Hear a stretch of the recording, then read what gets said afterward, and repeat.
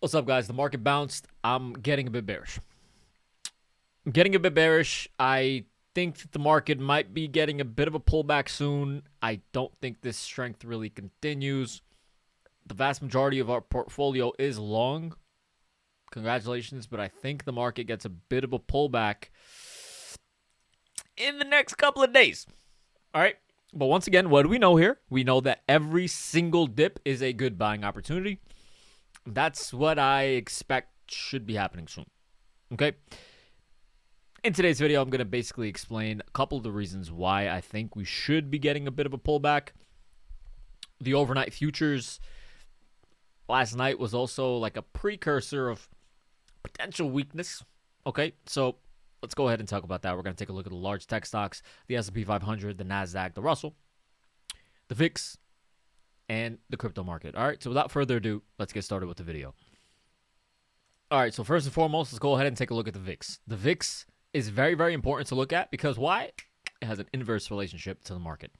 If the VIX rises, that means the market is going to get a pullback.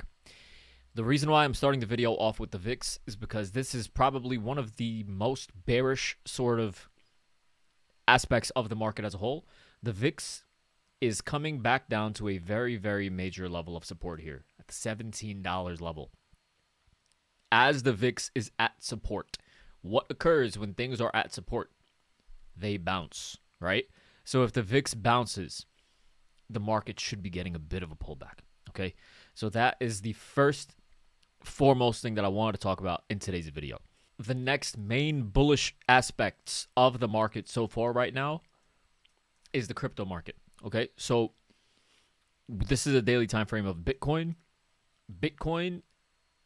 and the crypto market over the weekend was a big reason why there was some bullishness, right? So we were trying to bottom out on Bitcoin, Solana, Ethereum, etc. It looked like we were very far overextended to the downside in the crypto market. So it was very easy to lean long. Now that we have gotten a bounce back up to a level of resistance here, 108 on Bitcoin clearly failed, right? So Bitcoin painted a very big red candle here. If one of the main reasons why we were aggressively bullish on Friday has now began to become a bit bearish, that's obviously a concern, correct? So pragmatically speaking, Bitcoin needs to hold above 101 for a continued move to the upside. But right now, this is obviously not the most bullish scenario. Yes, it looks good for a dip buy.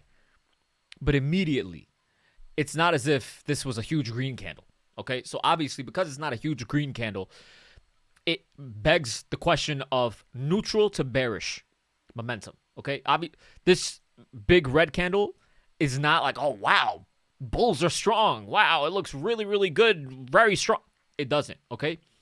The only thing that's really saving this setup is the support level down here, okay? When you see a big red candle, you don't think, oh my God, bulls to the moon. You know what I'm saying? So this is a warning signal. That's Bitcoin, right? Ethereum, same concept. Ethereum also came to 3,700, failed at 3,700, got a bit of a pullback, holding stronger than where Bitcoin is. Ethereum basically needs to hold above 33. But regardless, right, I'm just painting a picture of the bearish things that are currently going on in the market. I'm not saying it's going to occur overnight. I'm not saying that it's going to really, really just... It could happen overnight. That's why we ended up entering into some swing puts on the SPY. But my point is that we're looking at the crypto market, and Solana as well almost gave back the entire pop back down to 155. Solana needs to hold above 150. But what are we seeing as a whole across the board on all of these different crypto names? The lower level of the Bollinger Band for all of these coins are basically pointed lower. When they are pointed lower like this, it shows that there is more room to go to the downside. So that is obviously a concern for bulls. Okay?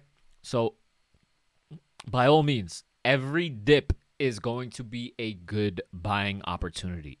But in the immediate next couple of days, purely based off what we're looking at on the VIX being at support, as well as crypto so far, things are not looking as bullish as they did yesterday.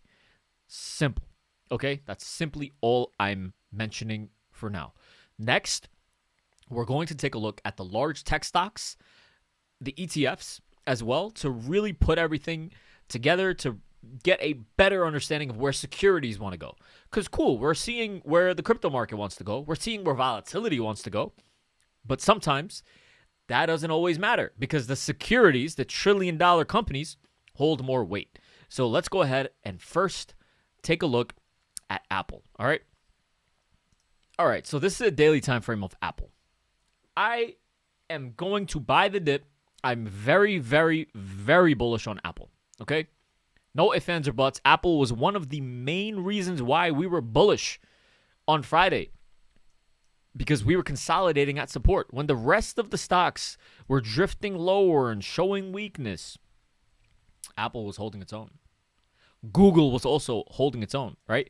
But now Apple is starting to crack out and it's starting to show some strength. Apple was a lagger and now it's getting some love. Okay? Nice and simple. So Apple, I am very bullish on Apple. This is clearly a very, very bullish situation on Apple. Big move to the upside. Is retesting all-time highs almost. We are right a rock's throw away from all-time high. Okay? I'm looking to buy dips on Apple. I really genuinely hope that there is a bit of a pullback on Apple so we could buy some dips. Okay? So that is currently, Apple looks really strong. Okay? All right, so this is a daily time frame of Google. Google was also one of the similar stocks that was holding support perfectly like Apple, okay? It obviously bounced much higher, and now it made a new high today. So Google still clearly very strong, right? So Google held 286. As long as it holds 286, it's going to hit 300 and 315, etc. Google is a winner. You want to be long these winners. You don't want to be extremely exuberantly bearish, okay, on these winners. You don't want to just go extremely short. All right, so far, pragmatically, oh, Hamid, you started the video off talking about the VIX in the crypto market. I'm just showing you certain cracks in the armor, okay? Apple and Google still clearly look bullish, okay? Next, let's go ahead and take a look at the rest of these stocks. Amazon, one of the biggest winners, posted a very strong hammer candle at the lows. One of the easiest reasons why we played long on Friday was because we saw Amazon posting a strong hammer candle like this. Held support, closed above 240, closed above 245 yesterday. So now what is it doing? It's pragmatically holding above the 50% fib here, okay? Which is also a very major, important trend line that we've been monitoring as well. But what do we really see right now on Amazon? It's failing at levels of resistance. So 251 is a major level of resistance here on Amazon. We did not really close above it. So there's a bit more room to the upside, but Amazon, pragmatically speaking, did not close completely above a very major zone here. So now we are in the 50 to 618% fib zone. We need a solid close above this level and a solid close above Monday's high, which is 251, 252 area.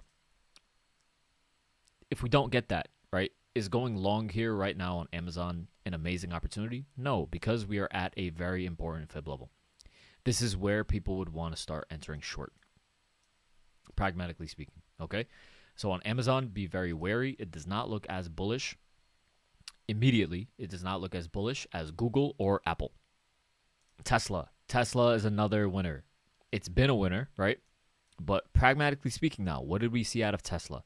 Tesla could not sustainably hold above 442, which is this very, very important level of support. Okay? It did hold above 436. Held even 433. We bounced all the way down to 433. But, guys, we need strength. We need constant strength. We need some more room to the upside, okay? So, Tesla is currently not doing that at the moment. this is one of those cracks in the armor. Obviously, I am bullish on every dip that Tesla, Apple, Amazon, all these stocks give, guys. I'm bullish on these dips. Okay? So it's not as if, oh my God, oh, Tesla didn't close $3 higher. These are things that we need to, these are things that we have to take into consideration in terms of whether the market as a whole is extremely bullish or bearish. If Tesla closed above 450, obviously that is very, very bullish, right? But because it closed and it failed to hold above a level of resistance, that's not a great sign, right? So Tesla, Amazon, not looking too great. All right, this is a daily time frame. Microsoft. Microsoft's clearly trying to do its thing. I showed how the 22.6% fib would get touched. 38.2% fib right around the corner at 515. Most likely will also get touched. Money is going into the losers. By all means, being bearish on Microsoft down here didn't really make sense. But Microsoft needs a strong move above 513, and then we could hit 516 to 520.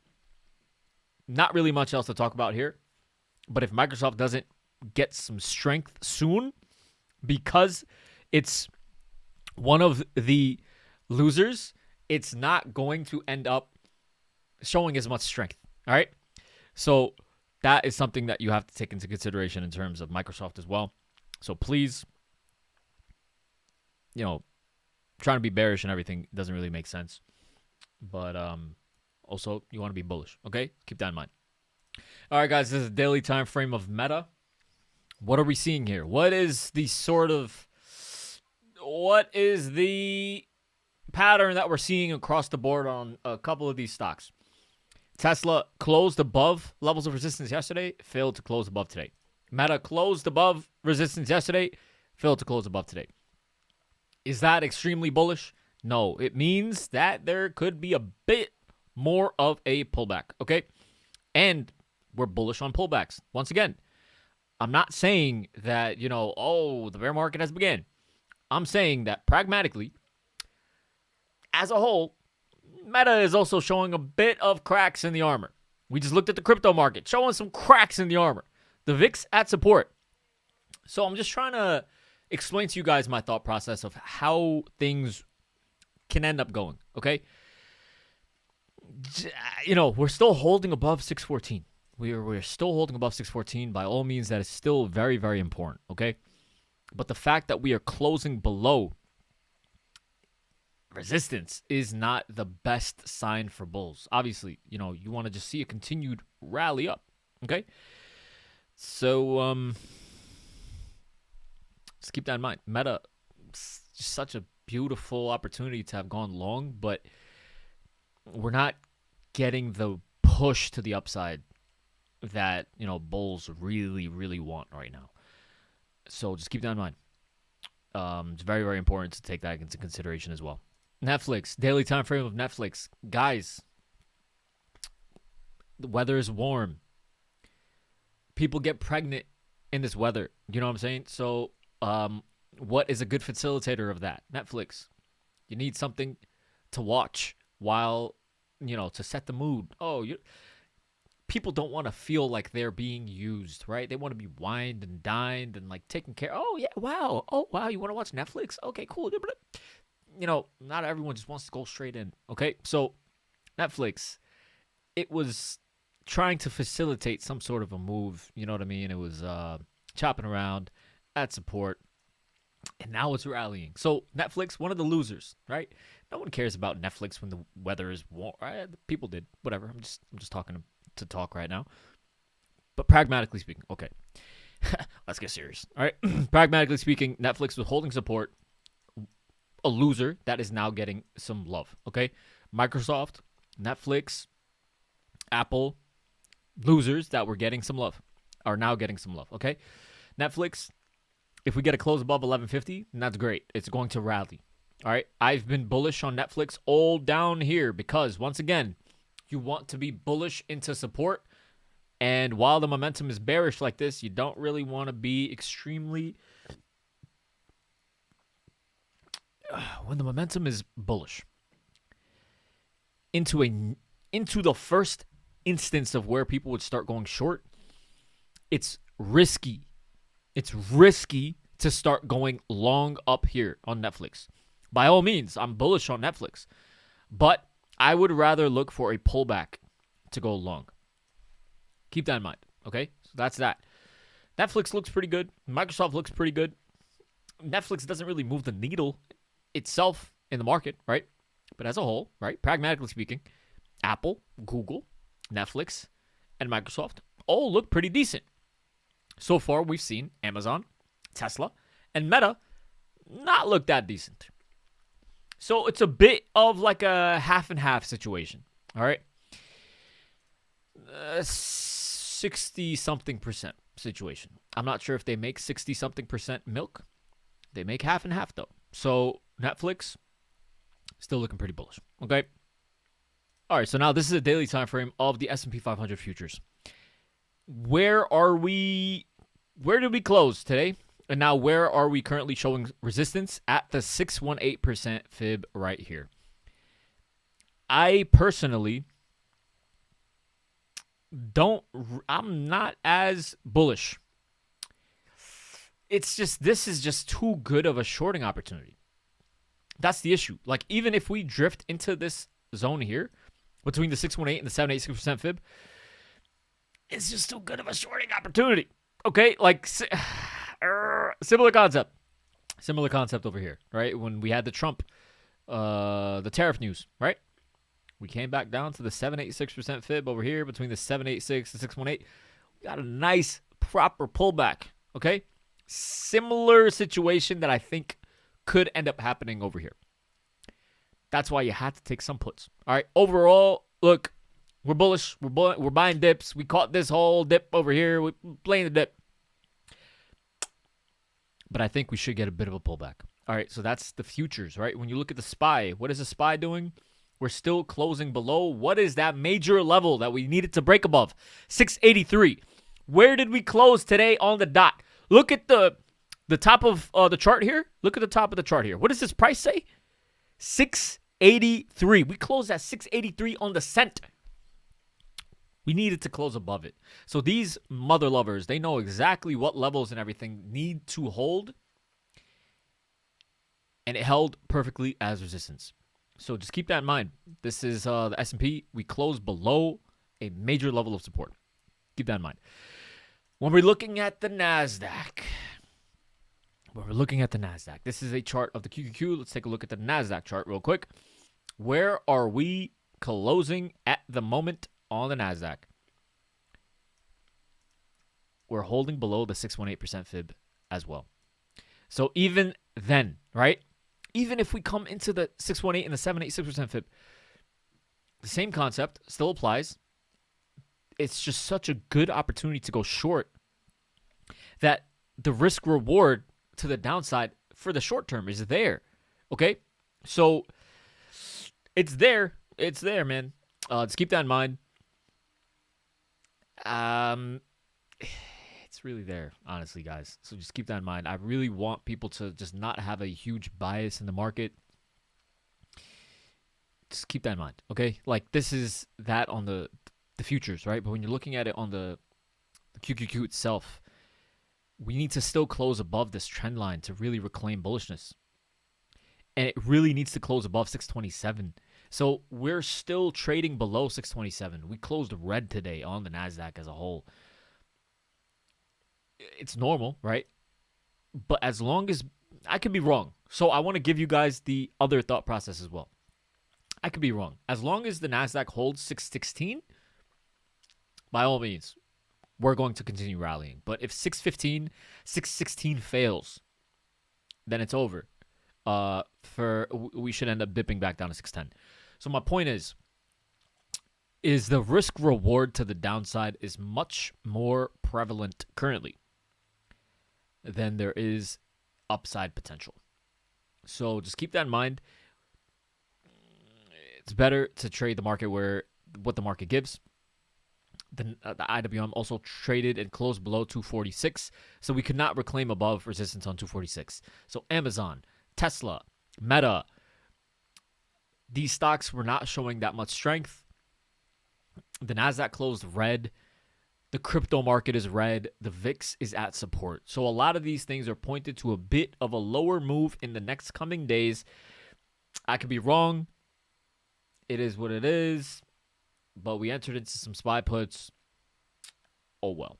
Okay, so that's what is going on. We're still long on the entire market. We're still long, by all means, right? But this is what we're looking at. And to really wrap it up, we have to also look at the AI chip-related stocks, and that gives a much better, gives such a clearer indication of what is going on. So the NVIDIA, we were long NVIDIA, failed 200 on the dot on NVIDIA, and we're down 3% on NVIDIA today. AMD obviously did well after hours with earnings, spectacular. But my point is that regardless of earnings, right? Price action is a bit lower on NVIDIA. Momentum wants to continue to drift a bit lower. I didn't want to short NVIDIA. I wasn't short any of the large tech stocks that were winners, right? It's easier to go long into weakness. But when a good shorting opportunity arises, you got to take it. All right, so that's basically my thought process. If you guys watch the video to the end, we have been absolutely demolishing what's going on in the market. I didn't get to everyone's comments yesterday, but Omnipress is in the Discord as well. I really, really appreciate his comment in regards to how well people are doing in the Discord and how, because at the end of the day, this is an investment, right? As long as I provide value that increases what your initial investment was, then it becomes a good ROI. And I think what I'm doing and what I put my name on and the value that I provide is far beyond what I'm asking for. So this is something where we're day in and day out. We are day trading very well. All of my swing trades have been on point. And you can't really argue with the results. There's people that have joined recently just to purely see how well I am, how well we do. They are happy. Okay, so that is the recurring theme for months and years as people have been watching these videos and as people have been seeing me on social media is proof. But there's always one thing that I say is that the proof is in the pudding. So I really, really thank you guys for watching the video to the end. Thank you guys for all of your support for years. I would not be able to do any of this stuff without you guys. And I really, really appreciate it. And I try to put my best foot forward. I always try to do everything as best as I can. All right. This is no different. So thank you once again. I hope you guys enjoyed this video. Please make sure to like, comment, subscribe, do all that good stuff. And I'll see you guys tomorrow. Have an amazing day. Thank you.